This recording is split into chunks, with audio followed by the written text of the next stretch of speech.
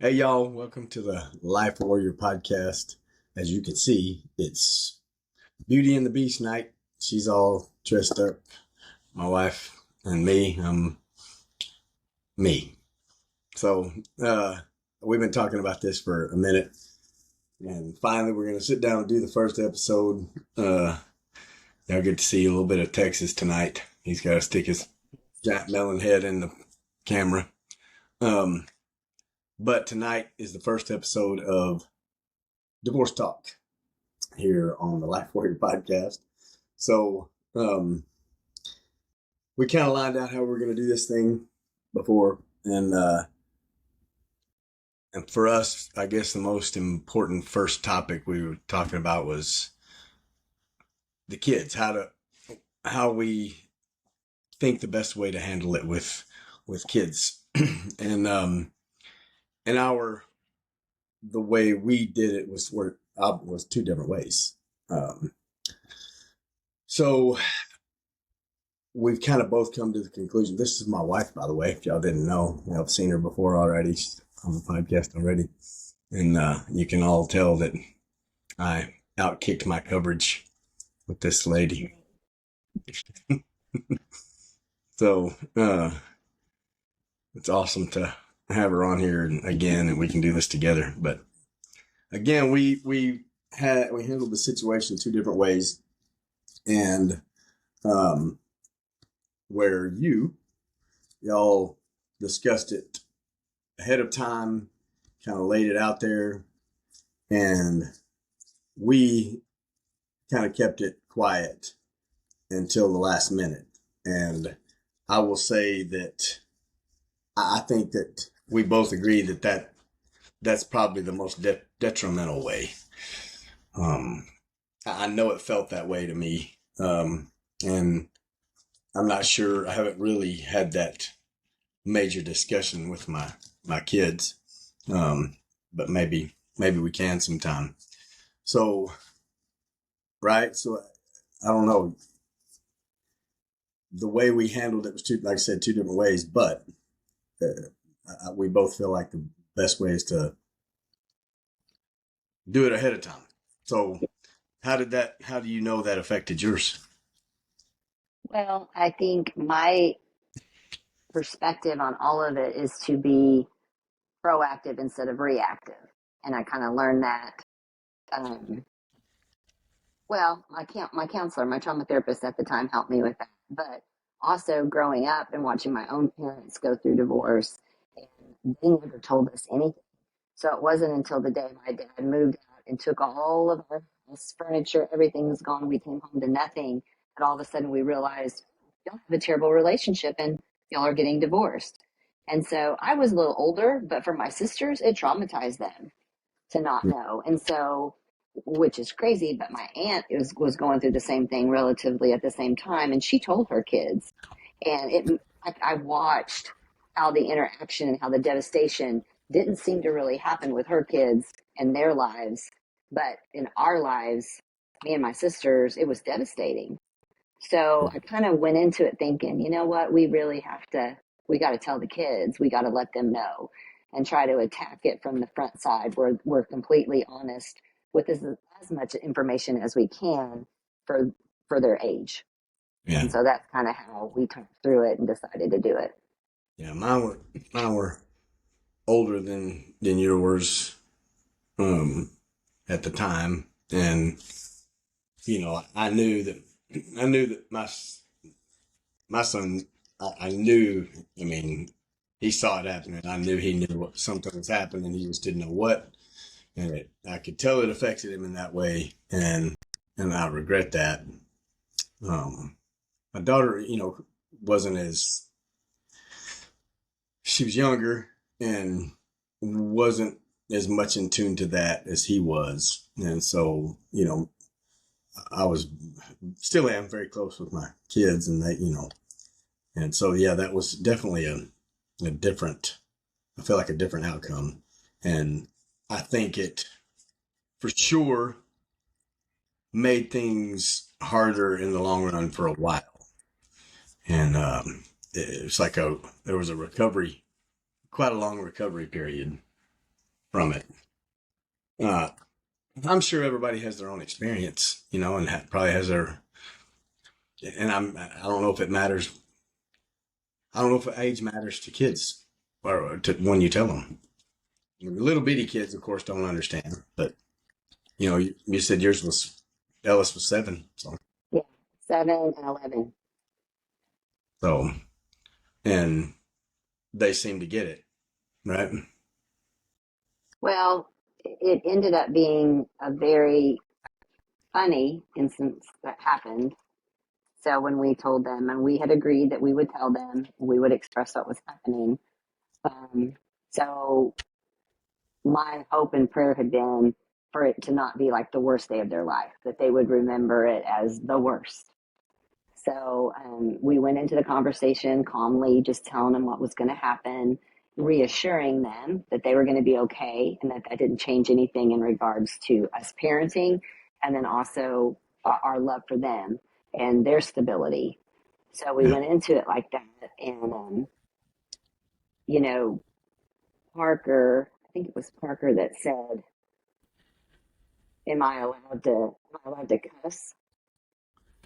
And, and I was like, what? And we had always told them that like there are some we didn't really cuss at the time, Yeah. um, but had always told them that sometimes it's just the only thing that you can say is that. And Yeah. so, I said, how do you feel about this? And they were like, and Parker was like, well, I want to say something. And I was like, this is a free zone. Say whatever you want. Ellison was like, and I'm not going to get in trouble.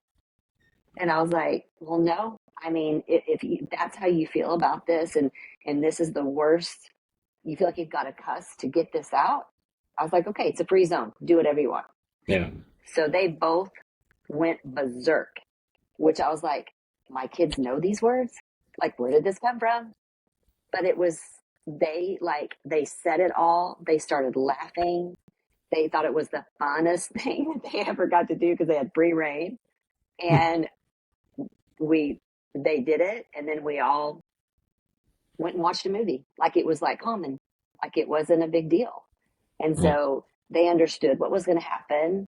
It turned out to be not such a bad thing. I mean, I hadn't prepared for the cussing part, um, but they still laugh about that today. And so instead of it being the worst thing Yeah. that could happen to them, you know, it, we were able to turn it around to where, you know what, you're stable. We're not going to change our parenting tactics. We're Yeah. going to be here for you, and you're going to have support. So that was the main goal in that.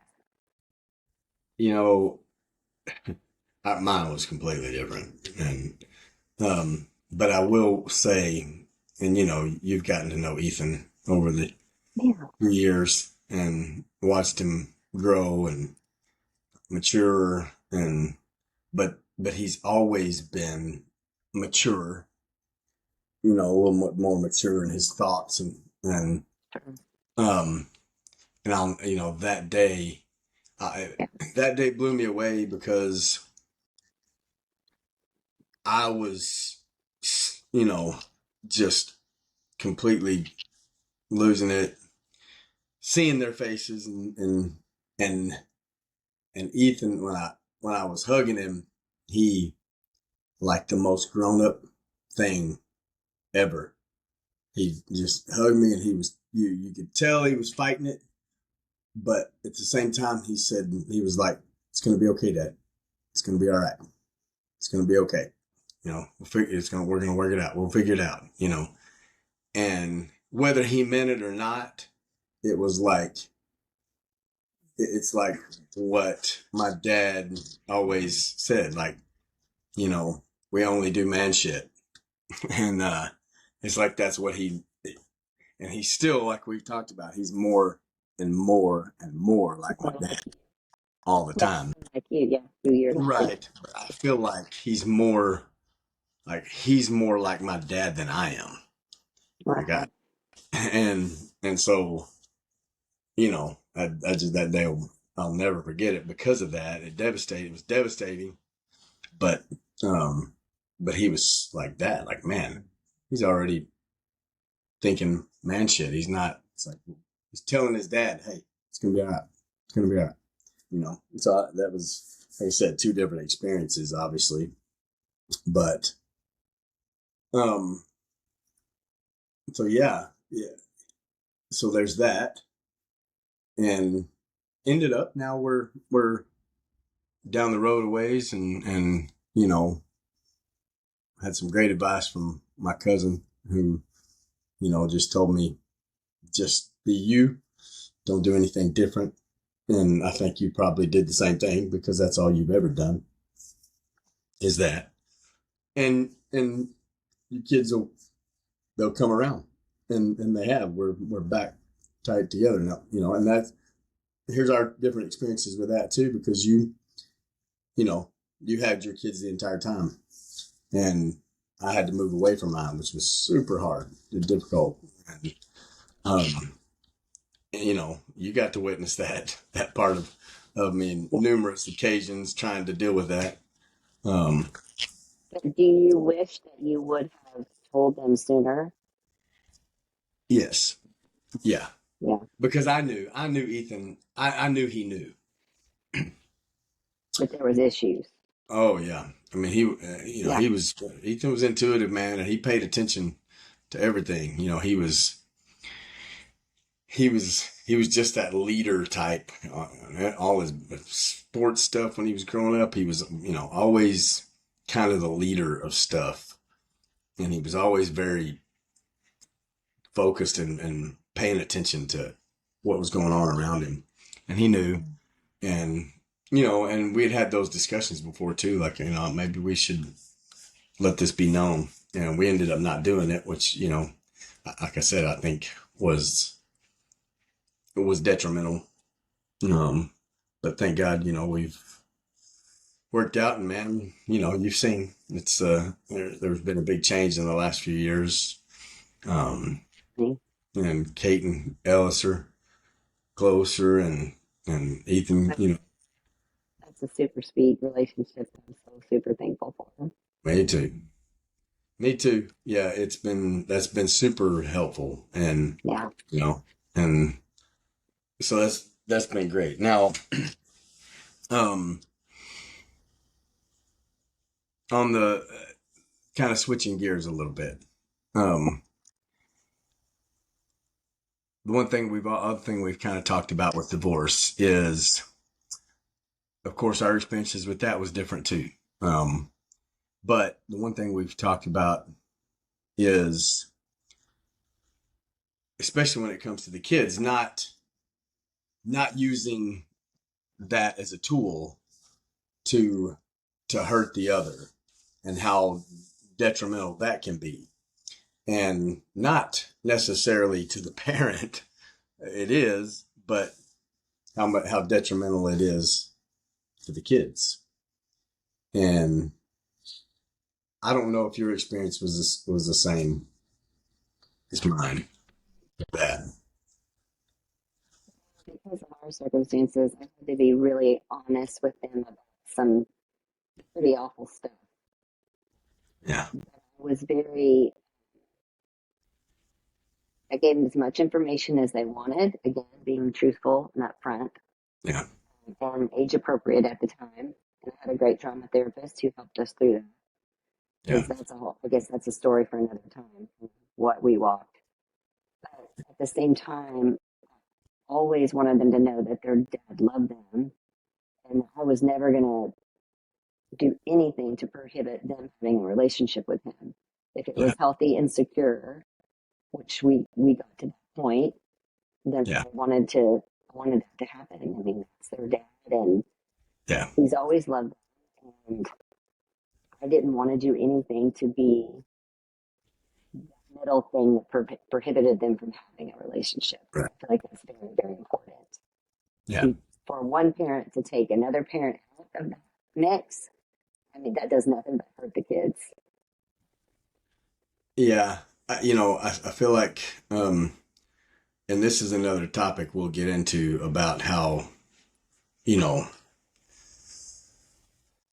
sometimes lopsided the divorce can be when it comes to financial stuff. Yeah. Um, that'll be another discussion, and we'll kind of dive into, of course, you were in Tennessee, I was in Texas. The laws are different, the rules of divorce are different. Um, but we'll get into that on another time. And it's interesting though because you're in a way you you and I experienced the same thing in that kind of the financial devastation of it for a while. And so we both walked that same thing a little bit, two different perspectives, two different ways, but we both kind of walked that financial devastation from it. And that carried on. That was a fight we fought, and are Few still years. still recovering from. Yeah. But in that sense, um, you know, that was a hard thing you saw me trying to deal with was trying to be still me, but not having the ability to do what I did their entire life, which was provide. I've Yeah. worked in the fire department their entire life, and trade time, overtimes, extra shifts, extra gigs, whatever, football games, basketball games, everything, and so I went from that to not to having literally nothing, and and so I saw how that affected the kids, and I think that's a travesty when it comes to that. It's another Yeah. we talk about, we've talked about this. Is it really fair? Is there really such thing as a fair divorce? Probably not, but it should be. There should And be a fair divorce. right now, like I said, I don't think, and I think you'd agree, there shouldn't. Now, in instances, I think this is where and we'll go into the laws eventually, but I don't know. You tell me. There shouldn't, instead of blanketing or shotgun blasting everyone with the same thing, there should be a way to take it on a case by case basis and take all the facts into account in order to rule on a judgment. Like in your case, I'm not gonna get into all that, but you know there were circumstances with yours, and I feel like there should have been some help from on your end because of that, and that never happened. And in mine, it was, I mean, literally everything I had from my retirement in the fire department was gone every month. You're negative $200, $300 in the hole every month, and so that was hard. I mean, that was another talking about the kids. That was another hard thing, and you got to witness that with me and mine. How hard that was on us for me not to be able to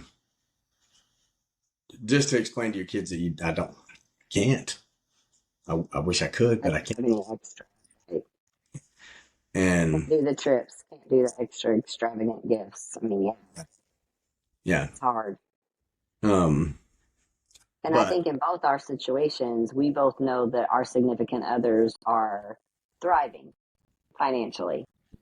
That was another thing that was really hard is we know that both of them no bills, making tons of money before they ever get anything from you, you know, but thriving. And then those people being able to take the trips and buy the gifts and do all the things that we both used to do right, for our kids. And so all of our kids have been, you know, right affected by this and now, had to really learn some hard lessons that It's not because we don't want to provide it. Well, we're providing necessities, but we want to provide over and above. Right. And they've had to be very patient to know that, one day we're going to get back there. But right now we can't. We're going to have to do just the basics, just the things we have to. And that's Yeah. hard. Well, again, I tell everybody, and friend who's a divorce attorney, Anthony, who always tells me that, hey, I hate to tell you this, but anytime a guy comes in and he's talking about divorce, I use your case as the absolute worst case scenario that could ever possibly happen in a divorce. And Yeah. so I'm like, well, great, but at the same time, that's the good thing about this life warrior thing. It's like, okay, all right. I hope that it helps somebody else not make the same mistakes I made. Now, um, I've said this in my lives before too. I completely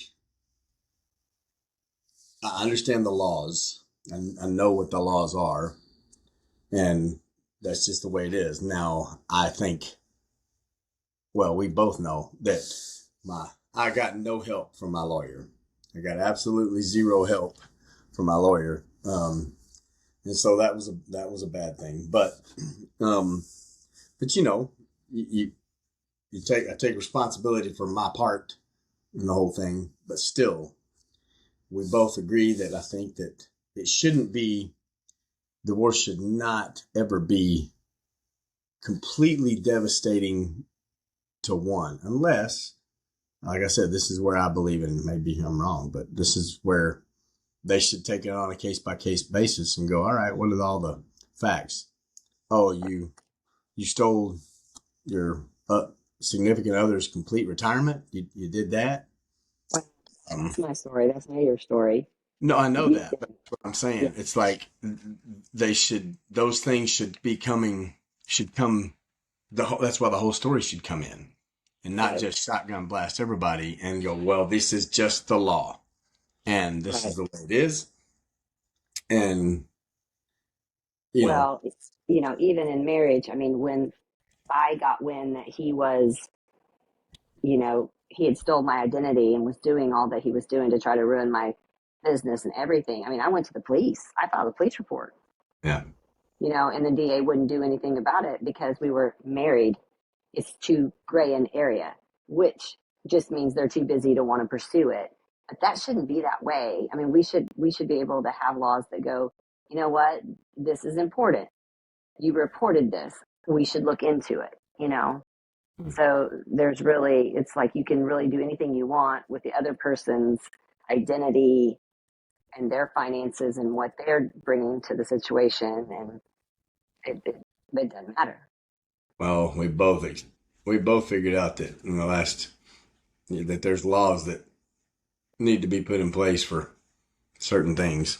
All kinds of things for sure. Um, so we will get into the laws and stuff like we talked about before.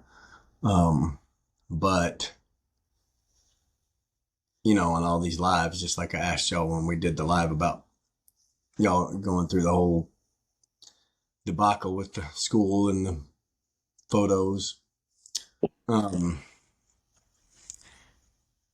I know because I was part of your story too. I know there were what some of them were, but what would you say from the woman's side? So this is what we're doing. This is how we're doing this, right? You're two different perspectives now on the kids issue, the money issue. I think we have the same viewpoints.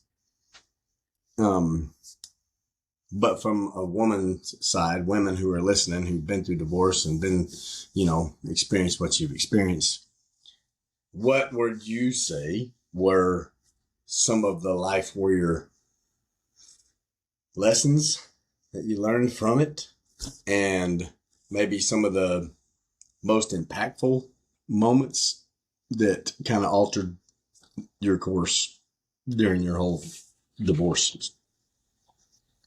Altered it for good or bad. Either, whatever you think's. I think you can't ever give up. I think that's one thing. Um, you don't always air out on the best side. But for me, you can't ever stop fighting. And so in my situation, it was a constant daily struggle. I will say that the day that we finally got the divorce papers signed, it was like a cloud of black goo just like poured off of me. It was like I was finally free of all that negative energy. And so as you're walking through divorce, I think it's so hard to get bogged down and get discouraged in it because you know it needs to be over. And then our judicial system carries it out and it never seems to end. And I've got friends right now that are going through that. I've been, months and months of years dealing with all this and it just needs to be over. Yeah. And but just to hang in there, be strong. Because once it's done, it literally is a spiritual release. That Yeah. day, when you finally get that paperwork and you are done, it is like the best feeling. And it's it changes things. I will say some of the hardest parts about walking through it was how many, I didn't lose any friends necessarily, not true friends in it. I think I was just I fixing to gained bring up I that gained topic. strength.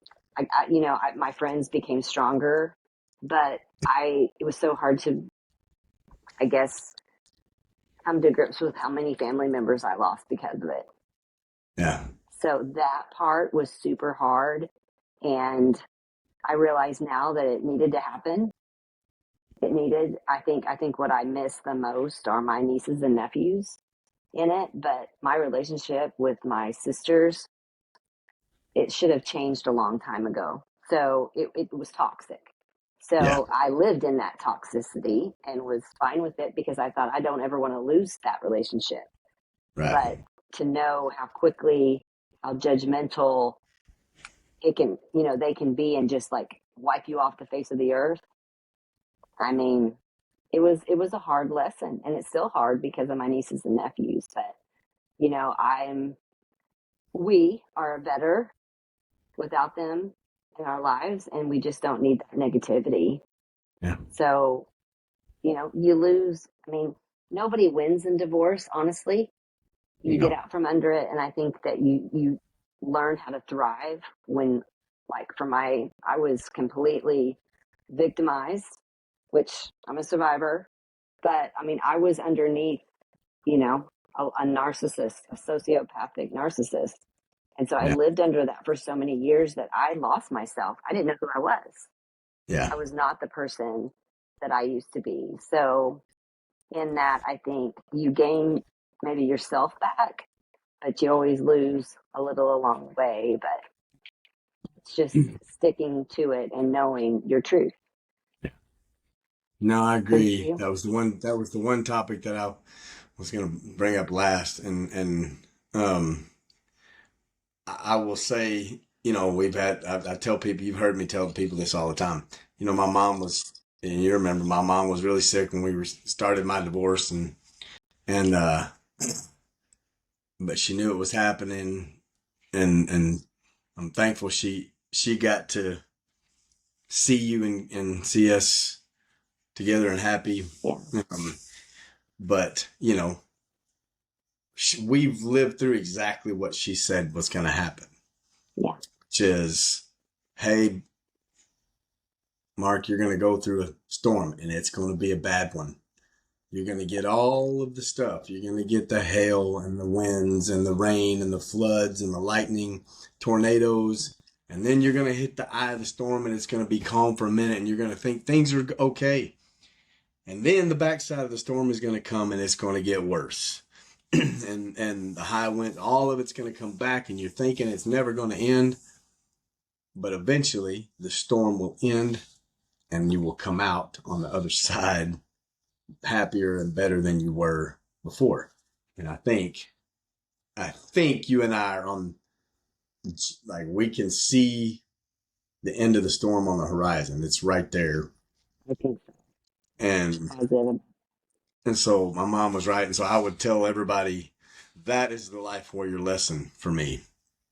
Mm. you know, the lesson that my mom, gave me before she passed was that.